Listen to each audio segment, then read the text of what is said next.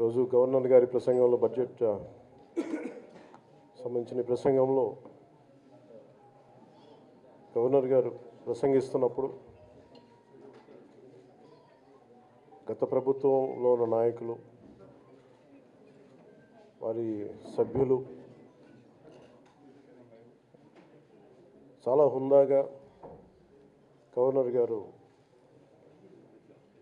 ప్రభుత్వం తరపున ఆయన సందేశాన్ని తీసుకెళ్తున్నప్పుడు వారు చేసింది ఏమాత్రం సబబుగా లేదు. గవర్నర్ గారు గత నెల రోజులుగా ఆయన ఆరోగ్య పరిస్థితి బాగా లేకపోయినా కానీ కంటిన్యూస్గా తీవ్ర జ్వరంతో బాధపడుతున్నప్పటికీ కూడా ఆయన ప్రత్యేకించి వచ్చి ఆయన ఈ రోజుని చాలా ఘనంగా చాలా బలంగా ఈ మెసేజ్ని ఇచ్చినందుకు ముందుగా గవర్నర్ గారికి మా ప్రత్యేక ధన్యవాదాలు.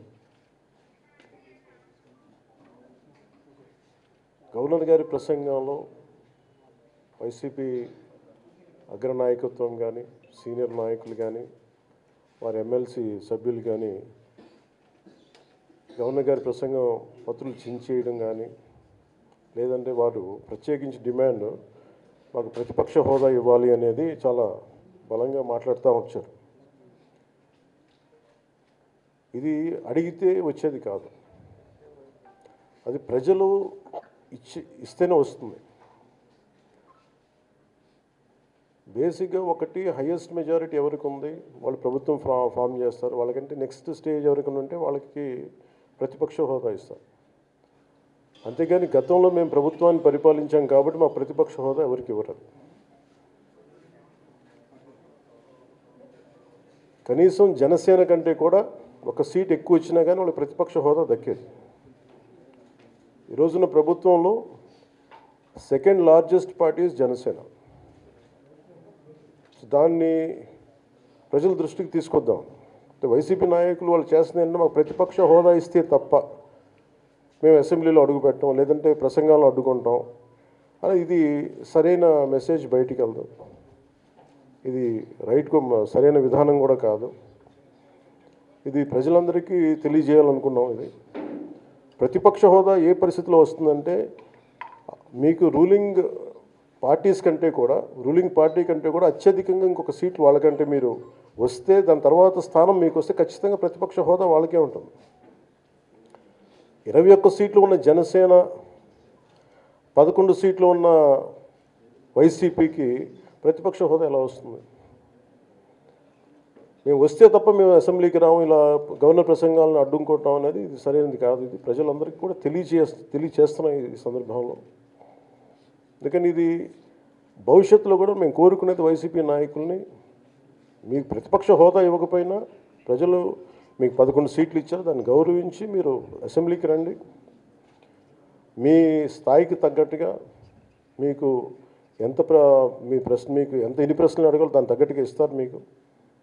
ఇవన్నీ దాటి మన స్పీకర్ గారు కూడా చాలా గౌరవంగా 11 సీట్లు వచ్చినప్పటికీ కూడా చాలా గౌరవంతో ఇంతకాలం వాళ్ళకి ఇస్తూ వచ్చారు.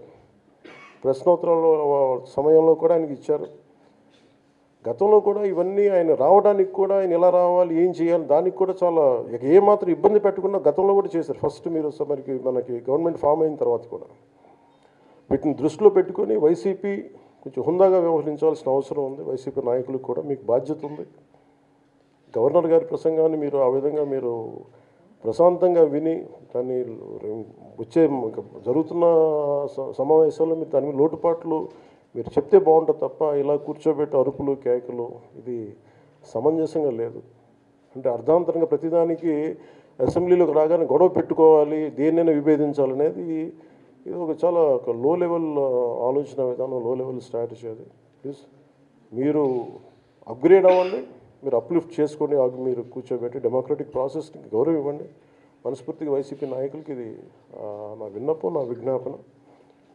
This what I would like to say. And నిజంగా కావాలి అంటే మీరు ఈ 5 సంవత్సరాల్లో మీరు ప్రతిపక్ష హోదా మీకు రాదు, అది మీరు మెంటల్గా ప్రిపేర్ అయిపోండి.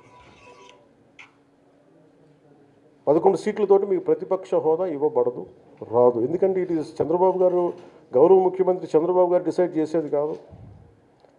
జనసేన డిసైడ్ చేసేది కాదు. దానికి రూల్స్ ఉన్నాయి, దానికి రెగ్యులేషన్స్ ఉన్నాయి, నార్మ్స్ ఉన్నాయి. ఉదాహరణకి నేనే ప్రభుత్వం మన కేంద్ర ప్రభుత్వం ఫార్మేషన్కి మేము వెళ్ళినప్పుడు పార్లమెంటరీ లీడర్ని ఎన్నుకోవాలి మనం కూర్చున్నప్పుడు ఎన్డీఏ పక్ష నాయకుడు ఎన్నుకోవాలనుకున్నప్పుడు నేను నాయకుల స్థాయిలో నేను కూర్చున్నాను.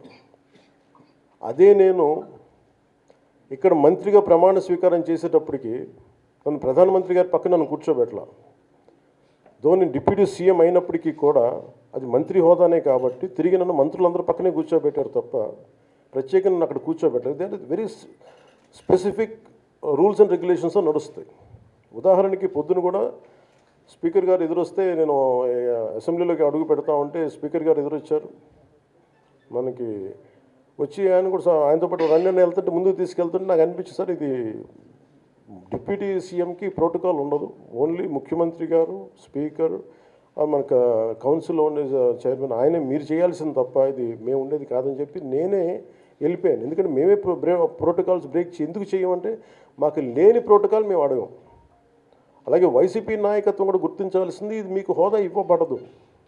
ఇది చంద్రబాబు గారు ఆప్ చేస్తేనే కాదు, ఇది ఎవరు ఆప్ చేసింది కాదు, మీకు ప్రజలు మీకు ఇవ్వలేదు. మీకు అది మీరు దృష్టిలో పెట్టుకొని మీరు ప్రవర్తించాల్సింది మనస్ఫూర్తిగా నేను వారిని కోరుకున్న. అంతేగాని వారిని ఎక్కడ అవమానం పరచాలని కానీ వారిని తగ్గించాలని కానీ లేదు.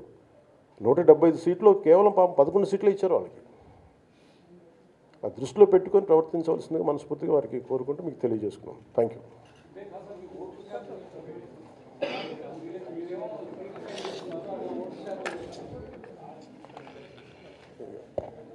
ఇది ఫస్ట్ అప్పుడు ఏం చేయాలంటే సార్, అప్పుడు జర్మనీకి వెళ్ళిపోవాలి. జర్మనీలో ఏంటంటేనండి, నేను జర్మనీ రిజల్ట్స్ కూడా ఇది వచ్చినాయి చూస్తా ఉన్నాను. ఎలక్షన్స్లో 25% వచ్చిన హైయెస్ట్ పర్సంటేజ్ ఆఫ్ వచ్చిన ఓటుకి ఇన్ని ఎంపీస్, ఇంత అసెంబ్లీ స్థానాలు ఉంటాయి వాళ్ళకి. 5% మించి తక్కువ వస్తే 5% ఓట్లు మిగతా వాళ్ళు పంచుకుంటారు. మనకు అలాంటి బెనిఫిట్ మనకు లేదు కాబట్టి మన రాజ్యాంగంలో లేదు. వాళ్ళు మంకుపట్టు పడితే they are free to go to Germany. Thank you.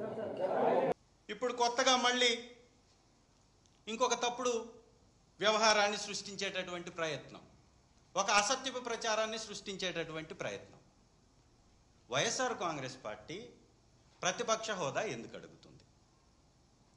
ఈ ప్రతిపక్ష హోదా మీద ఈ తప్పుడు వార్తలు క్రియేట్ చేసేటటువంటి కుల మీడియాని సూటిగా ప్రశ్నిస్తున్నా. ఇవాళ మాట్లాడినటువంటి డిప్యూటీ చీఫ్ మినిస్టర్ గారిని కూడా సూటిగా ప్రశ్నిస్తున్నా, పవన్ కళ్యాణ్ గారిని. అయ్యా, మీకు నిజంగా రాజ్యాంగం గురించి తెలిసి కానీ ఉంటే మీరు అనుభవిస్తున్నటువంటి మీ డిప్యూటీ ముఖ్యమంత్రి అనేటటువంటి పదవి రాజ్యాంగబద్ధంగా మీకు వచ్చిందా? అసలు రాజ్యాంగంలో ఉందా? ఒకసారి చదువుకోను. పక్క వాళ్ళు చెప్పేటప్పుడు తప్పుడు సలహాలు విని మీరు మాట్లాడితే మీరే చిన్నపోతారు, చులకనవుతారు. Deputy chief minister Pawan Kalyan గారిని నేను అడుగుతున్నా, మీరు నిర్వహిస్తున్నటువంటి డిప్యూటీ చీఫ్ మినిస్టర్ అనేటటువంటి పదవి రాజ్యాంగంలో ఉందా? ఉంటే చూపించండి.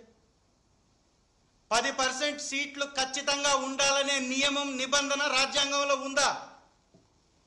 ఉంటే చూపించండి.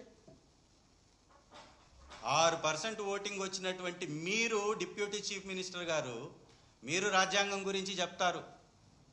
దాదాపు 40% వచ్చినటువంటి పార్టీని రోడ్డు మీద నిలబెట్టి 6% ఓటింగ్ లేనటువంటి మీ పార్టీకి deputy chief minister, PSC chairman ఎలా వచ్చింది మీకు? అసలు ప్రజాస్వామ్యం అంటే మీకు అర్థం తెలుసా? ప్రజాస్వామ్యం యొక్క దాని విలువేంటో తెలిసినట్లయితే, ప్రజాస్వామ్యం యొక్క అర్థం తెలిసినట్టయితే ప్రతిపక్షం యొక్క విలువ మీకు తెలుస్తుంది. ఈ రాష్ట్రంలో ఉన్నటువంటి ఒకే ఒక్క పార్టీ ప్రతిపక్ష party YSR Congress party. 40% voting కలిగినటువంటి పార్టీ. మీరేంటి? పిఎస్సి చైర్మన్ అనేది ప్రతిపక్షంలో ఉన్నటువంటి పార్టీకి ఇచ్చేటటువంటి పదవి. ఎలా తీసుకున్నారు మీరు? ఈరోజు ఉన్నటువంటి పార్టీలన్నీ జతకట్టి కలిసి కట్టి ఒక అసత్యపు ప్రచారాన్ని మాపై చేసి మీరు అధికారంలోకి వచ్చారు. మీ మీ మీ స్వశక్తితోటి ఏమైనా గెలిచారా మీరు ఒంటరిగా పోటీ చేసి గెలిచారా? ఈవీఎంలు మేనేజ్మెంట్ ఒకవైపు అనేక ఆరోపణలు ఉన్నాయి. ఎలన్ మాస్క్ లాంటి సాంకేతిక పరిజ్ఞానం సొంతంగా కలిగినటువంటి వ్యక్తే దాని మీద కామెంట్ చేశారు. ఒకసారి వెళ్ళి చూసుకోండి. దాదాపుగా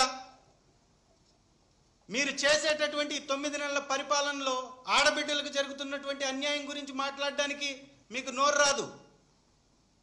ప్రతిపక్షం ఇవ్వకూడదు అని మీరు నిర్ణయించుకున్నారు కాబట్టే ఒక తప్పుడు సృష్టించినటువంటి వార్తలతోటి హల్చల్ చేస్తున్నారు. మీరు ఈ రాష్ట్రంలో ఉన్నటువంటి ఏకైక ప్రతిపక్ష పార్టీ వైఎస్ఆర్ కాంగ్రెస్ పార్టీ. ఈ రాష్ట్రంలో జరుగుతున్న అన్యాయాల మీద నిలదీస్తున్నటువంటి పార్టీ ప్రభుత్వాన్ని వైఎస్ఆర్ కాంగ్రెస్ పార్టీ.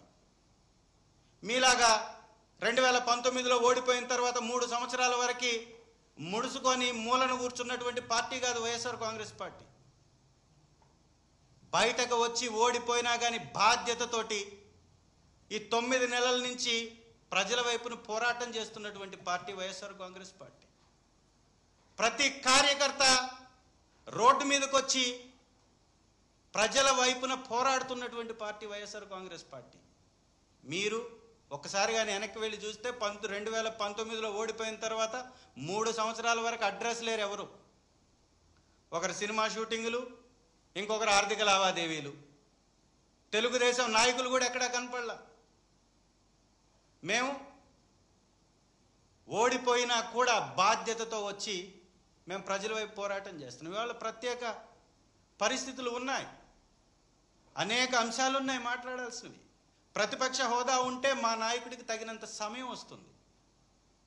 అధికార పక్ష నాయకుడికి వచ్చినంత సమయం ఆ తర్వాత ప్రతిపక్ష నాయకుడికి కేటాయించాలి. సో ఎక్కువ సమయం వస్తే ఈ రాష్ట్రంలో ఉన్నటువంటి పరిస్థితుల మీద మాట్లాడే అవకాశం ఉంటుంది. నిజంగా మీకు చిత్తశుద్ధి ఉంటే, 11 మందిని ఎదుర్కొనే సత్తా మీకుంటే, 11 మంది అడిగేటటువంటి ప్రశ్నలకు సమాధానం చెప్పేటటువంటి ధైర్యం మీకుంటే, మీరు తప్పు చేయకపోతే, మీ కూటమి ప్రభుత్వంలో అన్నీ మంచే చేస్తుంటే 11 మందిమే కదా మేము ఉండేది. మీరు ప్రతిపక్షం ఈ హోదా ఇచ్చినా 11 మందిమే, ఇవ్వకపోయినా 11 మందిమేగా. ఇచ్చి చూడండి ఒకసారి. ఎందుకు మీరు కోర్టు అడిగినా కూడా దాని మీద స్పందించట్లా స్పీకర్ గారు? కోర్టులంటే లెక్క లేదు, ప్రజాస్వామ్యం అంటే బాధ్యత లేదు, ప్రజలకు భద్రత లేదు. ఇవన్నీ ఉన్నాయి కాబట్టే ప్రతిపక్షంగా ఉన్నటువంటి మా గొంతుని వినిపించకుండా ఉండాలని. అసెంబ్లీ సాక్షిగా వచ్చి మాట్లాడండి, ప్రెస్ మీట్లలో మాట్లాడడం ఏంటి అనే మీకు నిజంగా ధైర్యం ఉంటే అవకాశం ఇచ్చి చూడండి. ఎందుకు ఇవ్వకూడదు? మీరు భయపడుతున్నారా? మీరు భయపడుతూ మళ్ళీ మాపై నిందలు వేస్తున్నారా? ప్రజాస్వామ్యం అంటేనే పాలక పక్షంతో పాటు ప్రతిపక్షం ఉండడం. ప్రతిపక్షం ఉంటేనే ప్రజాస్వామ్యానికి పరిపూర్ణత ఉంటుంది. ప్రతిపక్షం లేనటువంటి సభ విలువలతో నడవదు అనేది మాత్రం ఇది చరిత్ర చెప్తున్నటువంటి సత్యం. దీని మీద కూడా వారు సమాధానం చెప్పాలి.